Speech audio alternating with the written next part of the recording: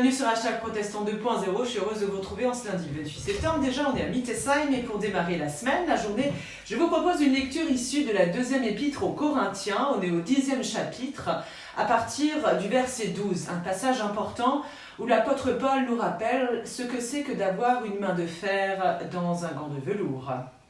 Oui, certes, nous n'oserions pas nous égaler ou nous comparer à certains de ceux qui ont une si haute opinion de d'eux-mêmes.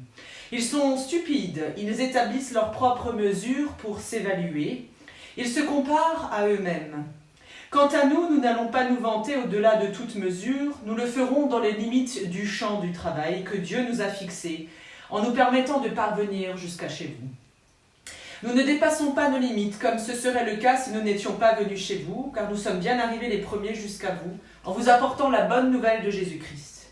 Ainsi, nous ne nous vantons pas outre mesure en nous réclamant du travail effectué par d'autres. Au contraire, nous espérons que votre foi augmentera et que nous pourrons accomplir une œuvre beaucoup plus importante parmi vous, mais dans les limites qui nous ont été fixées. Nous pourrons ensuite apporter la bonne nouvelle dans des régions situées au-delà de chez vous sans avoir à nous vanter des résultats obtenus par d'autres dans leur propre champ de travail. Cependant, il est écrit, si quelqu'un veut se vanter, qu'il se vante de ce que le Seigneur a fait. En effet, ce n'est pas de celui qui a une haute opinion de lui-même qui est approuvé, mais celui dont le Seigneur fait l'éloge. Chers amis, voilà ce qu'on peut dire quand on est quelqu'un qui a une main de fer dans un gant de velours. L'apôtre Paul ici nous dit combien les relations qu'il a établies avec les Corinthiens sont mouvementées à son époque. Il est tout le temps critiqué, fustigé, il serait d'ailleurs trop dur dans ses lettres, mais également trop faible devant eux. Bref, l'apôtre se défend ici, car il est capable tout autant de douceur, mais tout autant d'autorité. Il décide qu'il ne se vante pas d'avoir annoncé la bonne nouvelle.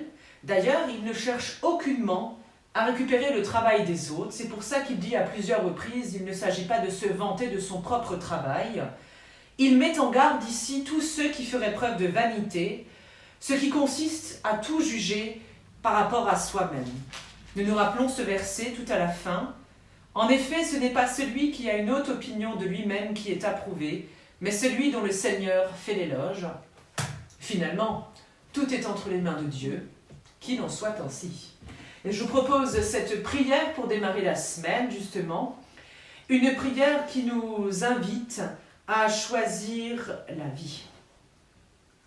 Seigneur, nous te prions pour tous ceux qui ont regagné les universités, pour ceux qui transmettent le savoir, les connaissances, pour ceux qui les reçoivent, pour qui leur vie à tous soit nourrie, qu'ils y trouvent joie en abondance.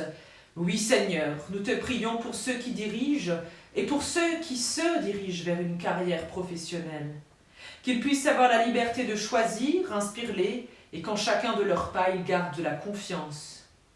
Nous te prions, Seigneur, pour toutes les associations, que nous puissions y vivre la fraternité et cheminer ensemble pour mieux se connaître soi-même les uns et les autres.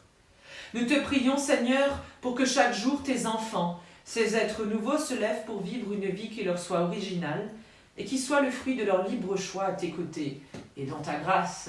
Amen.